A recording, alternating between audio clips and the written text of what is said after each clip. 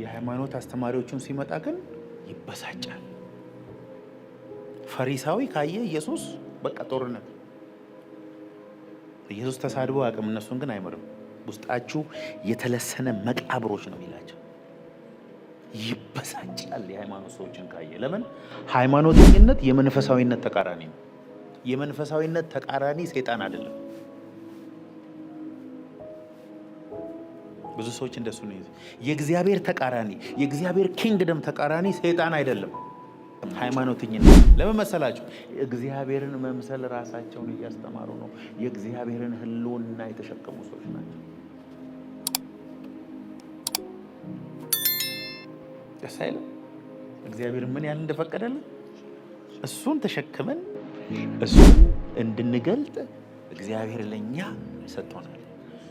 እናንተ የእግዚአብሔር ቤተ መቅደሶች ናችሁ። እስቲ እኔ የእግዚአብሔር ቤተ መቅደስ ነኝ በሉ። የእግዚአብሔር ቤተ መቅደስ ነኝ። አይቀርም። ኢየሱስ ጌታ እንደሆነ በልብ አምነ በአፍ ስትመሰክር ቡም ዳግም ትወለዳለህ። ቅባት ግን እንደሱ አይደለም። እንደሱ አይደለም። ስራ አለው፣ ዲሲፕሊን አለው፣ ቁርጠኝነት አለው፣ ፕራይስ መክፈል አለው። ጢሞቴዎስ ልጄ ሆይ አለ፣ ኤክሰርሳይዝ የምታደርግ ከሆነ ወደ ሩጫው ትራክ ስትገባ ዋንጫው ያንተ ነው አለ። እግዚአብሔርን መምሰልም እንደሱ ነው። እግዚአብሔርን ትመስላላችሁ። እግዚአብሔርን መልክና ምሳሌ ተፈጥራችኋል ይላል። በዛ ላይ ደግሞ እግዚአብሔርን ምሰሉ ይላል። ትመስላላችሁም ምሰሉም የሚል አለ። እሱ ላይ እንማራለን ማለት ነው። መጀመሪያ አንደኛ ጢሞቴዎስ 4:7 እና 8 እናንብብና ወደሚቀጥለው እንሄዳለን። ነገር ግን ለዚህ ዓለም ከሚመችና የአሮጊቶች ሴቶችን ጨዋታ ከሚመስል ተረት ራቅ። እግዚአብሔርን ለመምሰል ግን ራስህን አስለምድ። እግዚአብሔርን ለመምሰል ግን ራስህን አስለምድ የሚለው በግሪኩ ጉምናዞ ወይም ጂምናዚየም ጂም መስራት ከሚለው ቃል ጋር አንድ አይነት ነው። አዲሱ ትርጉም ምን ይላል? የአካል ብቃት እንቅስቃሴ መስራት፣ ስፖርት መስራት ለጥቂት ጊዜ ይጠቅማል። ይጠቅማል አይጠቅምም? ስፖርት መስራት ጂም የሚሰሩና የማይሰሩ ሰዎች ቦርጫቸውን አይቶ ማወቅ ይቻላል።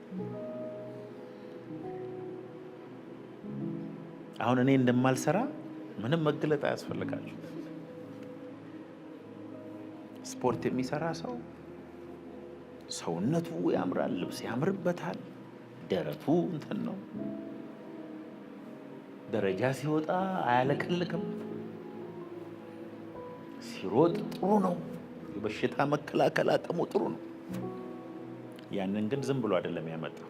በዲሲፕሊን ሌሊት ተነስቶ እንቅልፍ አጥቶ ላበላብ ሆኖ ትራክ ላይ ሮጦ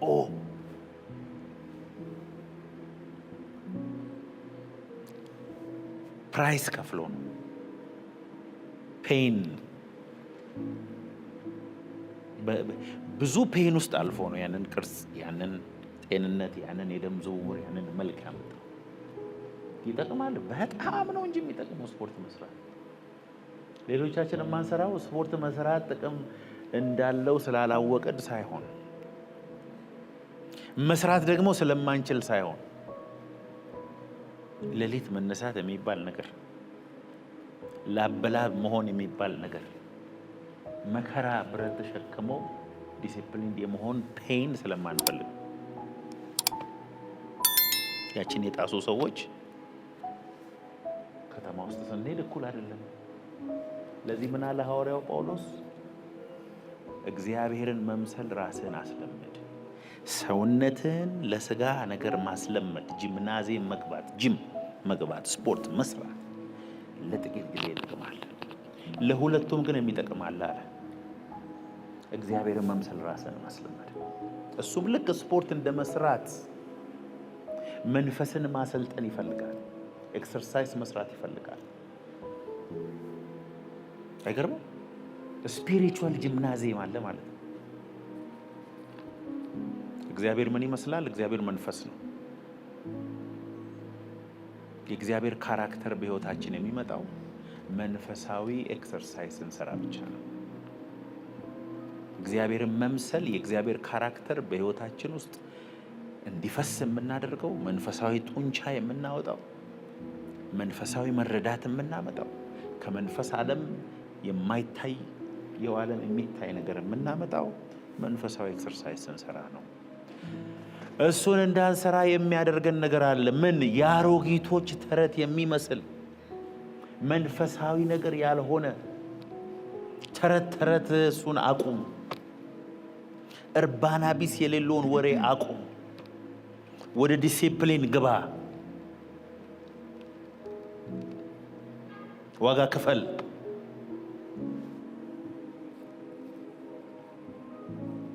አንድ ሰው ሲናገር ከዚህ በፊት ተናግሬያለሁ። ሁለት አይነት ፔን አለ። አንደኛው ፔን የጸጸት ፔን ነው። ሁለተኛው ፔን ደግሞ የዲሲፕሊን ፔን። አንድ ሰው ራሱን ዲሲፕሊን ለማድረግ ብዙ ፔን ውስጥ ካለፈ እድሜ ዘመኑን በሰላም ይኖራል። የራሱ ጉዳይ ነው ለማን ብዬ ነው መለፋው ብሎ ከተወ የሆነ ዘመኑ ላይ ምን ሆኜ ነው እንዲህ ነገር ያልሰራሁት ብሎ በጸጸት ፔን ውስጥ ያልፋል። ፔንህን መምረጥ ነው እንጂ ፔን አይቀርልህ። ስለዚህ ሐዋርያው ጳውሎስ ለጢሞቴዎስ ምን አለው? እንግዲህ እንደ ብርቱ ወታደር፣ እንደ አትሌት፣ እንደ ገበሬ ሽልማቱን ሊወስድ እንዳለ እንደ አትሌት አድርገህ ጽናቴን፣ ትዕግስቴን፣ ሁሉ ነገሬን ተከተላለሁ። ወታደር ማለት የፈለገውን መልበስ አይችልም። የሚለብሰው ተነግሮት ነው የሚለብሰው። መቶ አለቃው ሌላ ነው የሚለብሰው፣ ሻምበሉ ሌላ ነው የሚለብሰው። ወታደር ተነስ ሲባል ይነሳል፣ ሂድ ሲባል ይሄዳል። አካሄድ ራሱ መርጦ አይደለም የሚሄደው፣ በሪትም ነው ተሰጥቶት ነው የሚሄደው። እግዚአብሔር የሰጠህን ዴስቲኒ መድረስ የምትፈልግ ከሆነ እንደ ወታደር ሆኖ ሌሊት ይነሳል፣ እንቅልፋም አይደለም። ዲሲፕሊንድ ነው ወታደር። ድምፅ ከሰማ ብድግ ነው የሚለው። የሚሄደው ሪትም ውስጥ ተደርጎ ነው። በፈለገበት ሰዓት የፈለገውን ማድረግ አይችልም ወታደር። ሌላው ደግሞ እንደ አትሌት ሆናል። አትሌት ነው የሚለው ባይዘ እንግሊዘኛው አትሌት ነው። የአማርኛው የሚታገል ሪስሊንግ ውስጥ ገብቶ የሚታገል ነው የሚለው። አትሌት ነው ግን አትሌቶቻችንን ታውቃላችኋል።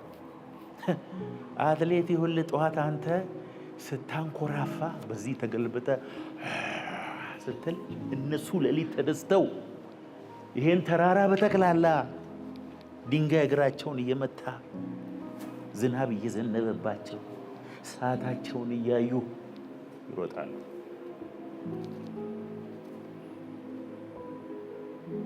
የለም የፈለጉትን መብላት የለም። አሁን እናንተ የፈለጋችሁትን ነው። አትሌት እንደሱ አይበላም። የፈለገውበት መዋል የለም።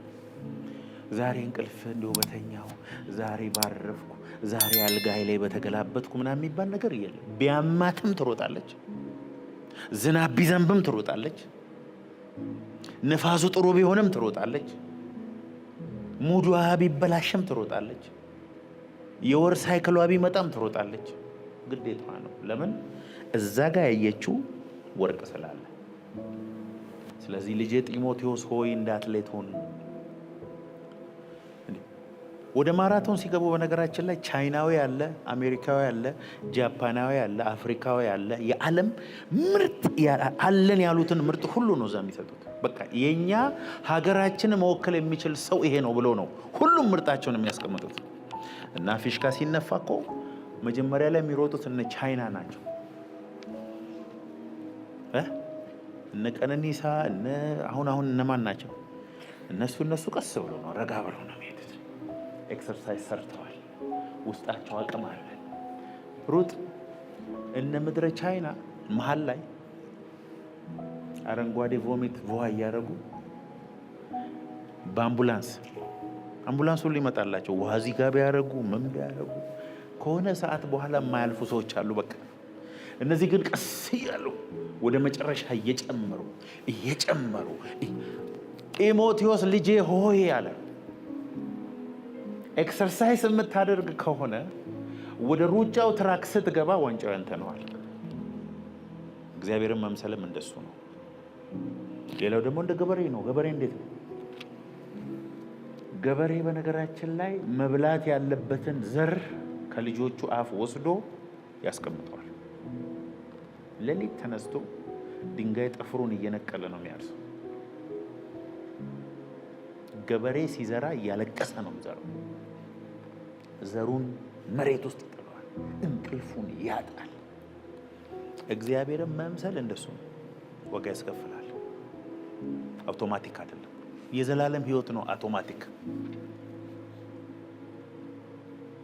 ኢየሱስ ጌታ እንደሆነ በልብ አምነ በአፍ ስትመሰክር ቡም ዳግም ትወለዳለህ። ቅባት ግን እንደሱ አይደለም።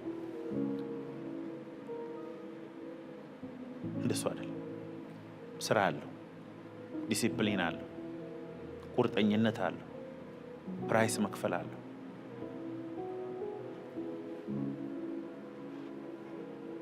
የሆነን ሰው ይገባዋል ዛሬ የፍጥረት ናፍቆት የእግዚአብሔርን ልጆች መገለጥ ነው አይደለ? በናፍቆት ፍጥረት እየጠበቀ ያለ ይሄው አላችሁ አይደል? የእግዚአብሔር ልጆች አይደላችሁ እንዴ? እናንተ ብለው እያወራ ያለ ፍጥረት ሁሉ እየጠበቃችሁ ነው ይላል። አላችሁ ያው እዚህ ምድር ላይ ላለፉት 2000 ዓመታት የእግዚአብሔር ልጆች እኮ እዚህ አለን። እየተናገረ ያለው ክርስቶስን መግለጥ፣ በአዲሱ ማንነት መገለጥ፣ የእግዚአብሔርን ክብር ስለ መግለጥ ነው የሚያወራው። በዚህ ፕሮግራም የማስተምራችሁ ይሄ ነው። እግዚአብሔርን በመምሰል የእግዚአብሔርን ክብር መግለጥ። አሜን። ኢየሱስ በምድር ላይ ክብር ገልጦ ነው ያለው። ኢየሱስ ባለበት ፕሮብለም ሆኖ ቀጥሎ አያውቅም። As athletes train their bodies, believers must train their spirit. ስፒሪቹዋል ኤክሰርሳይዝ አለ። ብዙ ሰዎች ክርስትና ሃይማኖት ነው የሚመስላቸው። አይደለም። ክርስትና የትምህርት ውጤትም አይደለም። በጣም ጥሩ አስተማሪዎች አሉ፣ መንፈሳዊ ያልሆኑ። ክርስትና መንፈሳዊነት፣ እስቲ በሉ ክርስትና መንፈሳዊነት ነው። ኢየሱስ እዚህ ምድር ላይ መጥቶ የሆኑ ፕሪንሲፕሎችን አስተምሮን አይደለም የሄደው። ሰማይን ምድር ላይ ማኒፌስት አድርጎ ነው የሄደው። ከኢየሱስ በፊት ከሰው ውስጥ አጋንንት ማስወጣት እንደሚቻል የሚያውቅ ሰው የለም እዚህ ምድር ላይ። ኢየሱስ መጥቶ ነው ለካ የሚወጣ ነገር ነው።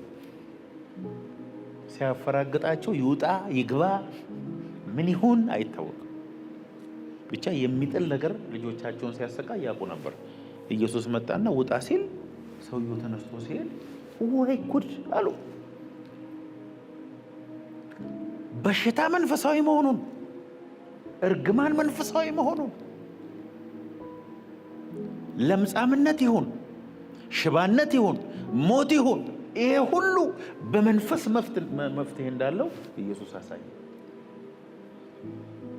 እንዴ አሉ። ኢየሱስ ቀራጮችን ሲያይ አብሯቸው ይበላል። ሴተኛ ዳሪዎችን ሲያይ አብሯቸው ይበላል። ሌቦችን ሲያይ አብሯቸው ይበላል። የሃይማኖት አስተማሪዎችን ሲመጣ ግን ይበሳጫል። ፈሪሳዊ ካየ ኢየሱስ በቃ ጦርነት። ኢየሱስ ተሳድቦ አቅም እነሱን ግን አይመርም። ውስጣችሁ የተለሰነ መቃብሮች ነው የሚላቸው። ይበሳጫል የሃይማኖት ሰዎችን ካየ። ለምን? ሃይማኖተኝነት የመንፈሳዊነት ተቃራኒ ነው። የመንፈሳዊነት ተቃራኒ ሰይጣን አይደለም። ብዙ ሰዎች እንደሱ ነው። የእግዚአብሔር ተቃራኒ የእግዚአብሔር ኪንግደም ተቃራኒ ሰይጣን አይደለም፣ ሃይማኖተኝነት። ሃይማኖት መንፈሳዊውን ነገር ፍጥረታዊ የሚያደርግ የአጋንንት ኢንስትሩመንት ነው። ይህንን የሚሰብሩት እግዚአብሔርን በመምሰል የእግዚአብሔርን ኔቸር እዚህ ምድር ላይ የሚገልጡ ናቸው። አሜን አሜን አሜን አሜን። እናንተ ናችሁ። እግዚአብሔርን መምሰል የሚለው የእግዚአብሔርን ኔቸር፣ እግዚአብሔርን ካራክተር፣ እግዚአብሔርን ግሎሪ መግለጥ ማለት ነው። አንዳንድ ሰዎች ስታገኟቸው የአጋንንትን ሙሉ ኔቸር ነው ይዘውባቸው ነው የሚመጡት። ዲመን ፖሰስ የሆኑ ሰዎች መግደል፣ ማረድ፣ መስረቅ፣ ማጣላት፣ ጨለማ፣ ዲፕሬሽን፣ የአጋንንትን ፕሬዘንስ ይዘውባቸው የሚመጡ ሰዎች አሉ። በቃ እነሱ አሉ ማለት አጋንንት አለ ማለት ነው። እነሱ አሉ ማለት ታዛጋለህ። እነሱ አሉ ማለት ተስፋ መቁረጥ አለ። የሲኦል ቁራጭ ይዘው ወደ ቤት የሚመጡ ሰዎች አሉ። ልክ እንደዚሁ እናንተ ደግሞ ሙሉ ሰማይ አንተ አለህ ማለት ዴሊቨረንስ አለ። አንተ አለ ማለት ሰማይ ራሱን ይሸጣል ማለት ነው። ለሱ ነው የተጠራችሁ። አንዳንድ ሰዎች እኮ ከነሱ ጋር ማውራት ሲጀምሩ እንባችሁ ሳትፈልጉት መፍሰስ ይጀምራል። 3 ሰዓት አብራችሁ ቁጭ ብላችሁ 2 ደቂቃ ይመስላችኋል። ከነሱ ጋር መነጋገር ስትጀምሩ ዲፕሬሽናችሁ ይለቃችኋል። ተስፋ መሰነቅ ትጀምራላችሁ። የእግዚአብሔር ሕልውና ይሰማችኋል። ለምን መሰላችሁ? እግዚአብሔርን መምሰል ራሳቸውን እያስተማሩ ነው። የእግዚአብሔርን ሕልውና የተሸከሙ ሰዎች ናቸው። ደስ አይልም? እግዚአብሔር ምን ያህል እንደፈቀደልን እሱን ተሸክመን እሱን እንድንገልጥ እግዚአብሔር ለኛ ሰጥቶናል። እናንተ የእግዚአብሔር ቤተ መቅደሶች ናችሁ። እስቲ እኔ የእግዚአብሔር ቤተ መቅደስ ነኝ በሉ። የእግዚአብሔር ቤተ መቅደስ ነኝ። አይቀርም? የእግዚአብሔር ቤት፣ የእግዚአብሔር መኖሪያ፣ የእግዚአብሔር ድንኳን ነኝ። ጭንቅላቴ ግን ይሄንን እሺ አይለኝም። እምቢ ቢልም እንደምንም አሳምኑት። እኔ የእግዚአብሔር መኖሪያ ነኝ። በቀን 100 ጊዜ ለራሳችሁ መንገር አለባችሁ እሺ ስለማይላችሁ።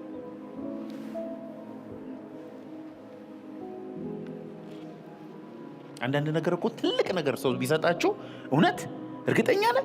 ኧረ ተው ተመልሰህ መጥተህ ልውሰደው። አሁን አንዱ መጥቶ በለንካችን ቪኤት መኪና ሰጥቻለሁ ቢል አትቀልድ። this is too good to be true። ከዛ ሰውየው በጣም ምሬ ነው እያለ በሄደ ቁጥር መጠራጠር ይጀምራል። are you sure? ልውሰደው። ተመልሰህ ሁሉ መኪናውን ከፍተህ ሁሉ ሞተር አስነስተህ ሁሉ ቀልዴን ነው እስኪል ትጠብቃለህ። እግዚአብሔር በእኛ ውስጥ እንደሚኖር በጣም ትልቅ እውነት ስለሆነ አእምሯችን አይቀበለውም። ለዚህ ነው ማኒፌስት የማታደርገው። it's too good to be true። ለዚህ ነው ሐዋርያው ጳውሎስ ስፋቱና ርዝመቱ ከፍታውና ጥልቅነቱ ምን ያህል እንደሆነ ከማስተዋል የሚያልፈውን የእግዚአብሔርን የክርስቶስን ፍቅር ለማወቅ ተበረቱ ዘንድ እስከ እግዚአብሔር ፍጹም ሙላት ደርሳችሁ ትሞሉ ዘንድ አለ። ከዛ በፊት ምንድን ነው ያለው? ክርስቶስም በእምነት በልባችሁ እንዲኖሩ ወይም ደግሞ ክርስቶስ በልባችሁ ውስጥ እንዳለ እንድታምኑ ነው። ስታምኑ የሚሆን ነገር አለ ማለት ነው። አብዛኛው ሰው ግን አያምኑ። በተለይ ኢትዮጵያዊ በሰው ውስጥ አጋንንት እንደሚኖር ማመን ይቀለዋል፣ እግዚአብሔር በሰው ውስጥ እንደሚኖር ከማመን። ሰዎችን አጋንንት ይዛል አይዝም? ይዛል አይዝም? አጋንንት ሰዎች ውስጥ ይኖራል አይኖርም? ይኖራል።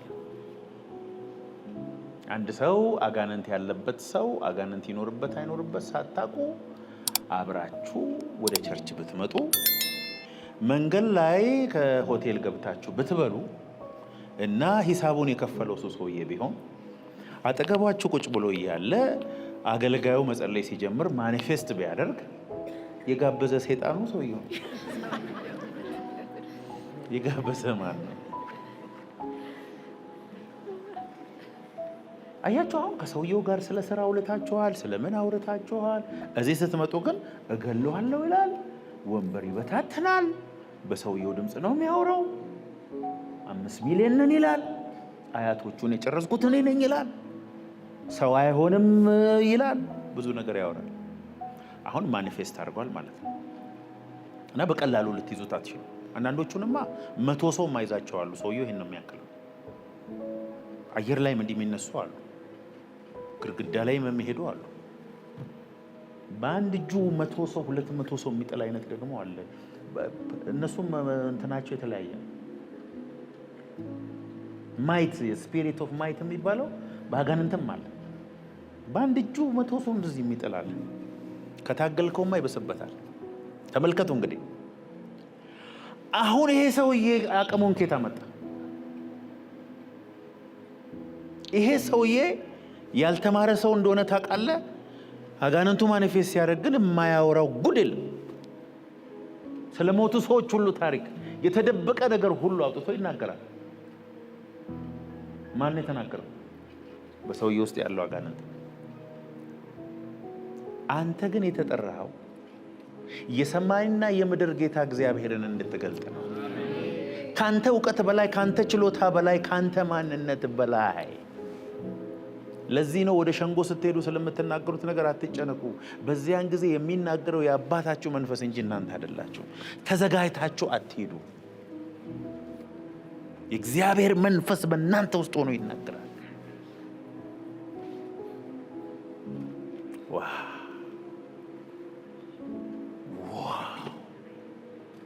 ምንድን ነው ታዲያ ችግሩ ካላችሁ፣ አስተሳሰቤ ነው ችግሩ። እግዚአብሔር ቤተ መቅደስ እንደሆንኩ እንዳላምን የሚያደርግ ሰብኮንሽስ ውስጥ የተቀመጠ ብርጭቆ አለ። እሱን እግዚአብሔር መዶሻውን ይዞ መጥቶ ይስበረላችሁ። በቃ ሰይጣን የሚጠቀመው በሐሳባችን ስለሆነ ማንነትን እንዳታቅ ብቻ ነው የሚያደርገው።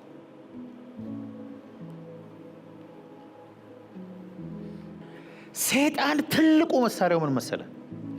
ማንነትን በክርስቶስ እንዳታቅ ያጨለመብሃል። ማን አንተ ይልሃል። ማን ስለሆንክ አንተ ከማን በልጠ? ከዘር ማንዘር ማን እዚህ ደርሶ አንተ ነህ እግዚአብሔርን ክብር የምትገልጠው? ከዛ ማንን ያሳያል? አንተንና ጓደኞችን፣ ዘመዶችን፣ አካባቢን፣ ሀገርህን ያሳያል። እውነትም ብለህ ተቀብለህ ትቀመጣለህ። ይህንን ነው ዛሬ የምሰብርላችሁ። አስተሳሰባችሁን ቀይሩ። አንድ ሰው በአልችልም መንፈስ አእምሮ ተይዞ የፈለገ ነገር ብትነግሩት አያሸንፍም። እኔ አሸናፊ ነኝ እያለ ያደገ ሰው አሁን ከገጠር የሚመጡ ሰዎች አሉ። አሁን ለምሳሌ የገጠር ሀብታም ልጅ በቁምጣና በበረባሶ እዚህ ከተማ ቢገባ እና ዱላውን እዚህ ጋር ቢያደርግ እሱ ከዚህ ከተማ ካሉት አዲስ ማርቸዲስ ከሚነዱ ሰዎች የተሻለ መሆኑን ነው የሚያውቀው። አይሰማም። ለምን? እዛ ሲነገረው የሰማውን ኮንፊደንስ አለ። ውስጡ ግን ፍርሃት የተሞላ የትም አልደርስም ያለ እኔ ማን ነኝ ብሎ ደግሞ ራሱ ላይ ተስፋ የቆረጠውን ብዙ ሰው አለ እዚህ አሜን እያለ ውሸት። አንተ ተስፋ የቆረጥከውን ማንም ለአንተ ተስፋ ያደርግልህ። ተስፋን ከወደቀበት የምታነሳው ራስህ ነህ። እግዚአብሔርን ለመምሰል የተጠራ ሰው ነህ። እስቲ ከጎናችሁ ያለውን ሰው ንገሩት፣ እግዚአብሔርን ለመምሰል። ሰው እኮ አይደለም፣ ሰው አይደለም እኮ ጠቅላይ ሚኒስቴር አይደለም፣ የሆነ ባለሀብት አይደለም እኮ የመንግስት መሪ እኮ አይደለም። አንተ የተጠራው እግዚአብሔር። አሜን። እሱን መምሰል ብቻ እኮ ደግሞ አይደለም፣ እሱን ምድር ላይ ለመግለጥ ተጠርተሃል። እግዚአብሔር ራሱን መግለጥ የፈለገው በተፈጥሮ ውስጥ ብቻ አይደለም፣ ክብሩን መግለጥ የፈለገው ባንቺ ውስጥ ነው። ሃሌሉያ። እሱን ግን ስታምንለት ነው የሚሰራው እግዚአብሔር። እኔ የክርስቶስ አምባሳደር ነኝ፣ ክርስቶስ በእኔ ውስጥ ይኖራል፣ እኔ ባለውበት ሰማይ አለ፣ እኔ የሰማይ አምባሳደር ነኝ፣ እኔ የእግዚአብሔር ክብር ተሸካሚ ነኝ ብዬ እኔ እስካላመንኩ ድረስ፣ በዛ አስተሳሰብ ራሴን እስካልቃኘው ድረስ ያ ክብር በእኔ ላይ ሊገለጥ አይችልም። እግዚአብሔር ለማያምን ሰውና ራሱን ለዚህ ክብር ላላዘጋጀ ሰው ክብሩን ማኒፌስት አደረገ። ስለዚህ እግዚአብሔርን መምሰል ኤክሰርሳይዝ የሚደረግና በየጊዜው እያደገ መሄድ ነገር ነው ማለት ነው።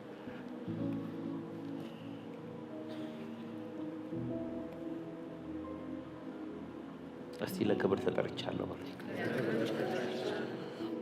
ሁለተኛ ጢሞቴዎስ 2:15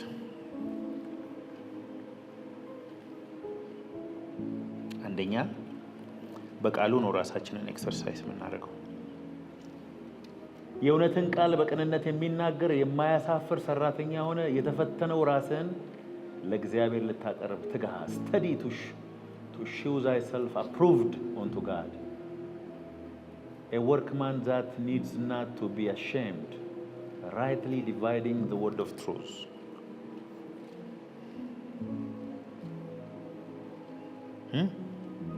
ቃሉ ነው ሜንታል ጂማችን አይደል? ጂምናዚየሙ ኤክሰርሳይዝ የሚለው ጂምናዚየም በቃሉ ነው የምትገባው። ቃሉን ስታነብ እያበድክ ነው ማንበብ ያለብህ። ድሮኛ ባይብላችንን ከፍተን የሆነ ጥቅስ ተማሪዎች ሆነን እንሮጣለን። አቤት አቤት አቤት አቤት! በሆድ ተኝተህ ታነባለህ። ቃሉን ታምናለህ። ቃሉን ትናገራለህ። የማያሳፍር ሰራተኛ ሆነ ራስህን ለእግዚአብሔር ታቀርባለህ። ቃሉ የሚለኝንህ ብለህ ቃሉን ኤክሰርሳይዝ በማድረግ ቃሉን በመናገር ቃሉን በመኖር የመጀመሪያው እሱ ነው። እግዚአብሔርን ቃል ሲያነብ እንደ ፊክሽን የሚያነብ ሰው፣ የእግዚአብሔርን ቃል የሚያነብ እንደሆነ መጽሐፍ የሚያነብ ሰው ከቃል ውስጥ ኃይል ማውጣት አይችልም። ማበድ አለበት። ኢሞሽናል መሆን አለበት። ፓሽኔት መሆን አለበት ሰው የእግዚአብሔርን ቃል ሲያጠና።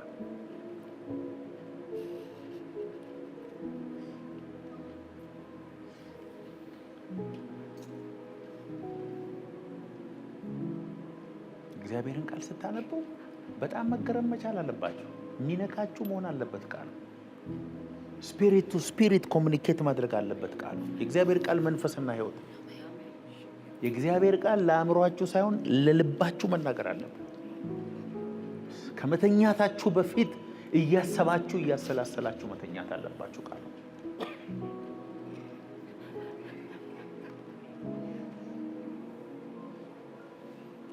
ትልቅ እግዚአብሔር የተጠቀመባቸውን ሰዎች እንደነ ቤኒሄን ያሉ እንደነ አፖስትል ማሎን አሉ እንደነ ኦራል ሮበርት እንደነ ካትሪን ኩልማን ምናምን ቪዲዮአቸውን ውስጥ ይዩ። ለቃሉ የሚሰጡት ኳሊቲ ታይም እና ፓሽን በጣም የተለየ ነው። ፎቶግራፊክ የሆነ ማንበብ አለበት። እግዚአብሔር ቃል ያለህ ቦታ ያደርሳል። እግዚአብሔር የተናገረን ሁሉ ያደርግልሃል። ግን ተናግሮሃል ወይ ነው? እግዚአብሔር ድምፅ ነፍስ ውስጥ ሰምተዋል፣ መንፈስህ ላይ ተሰምተዋል ወይ?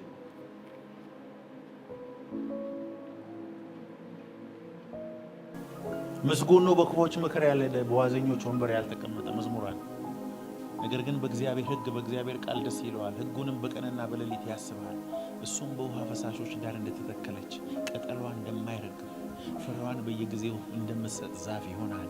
የሚሰራው ነገር ሁሉ ይከናወንለታል። ኤቭሪቲንግ ሂ ታች ሻል ፕሮስፐር። እግዚአብሔርን ቃል የሚያሰላስል ሰው የሚነካው ነገር ሁሉ ይባረክለታል። በውሃ ፈሳሾች ዳር እንደተተከለች ዛፍ ነው። ክረምት የለ በጋ የለ። ስሮቹን እንደሚዘረጋ በውሃ ውስጥ ሙቀት ሲመጣ ክረምት፣ በጋ ሲመጣ እንደማይሰራ የሚሰራው ነገር ሁሉ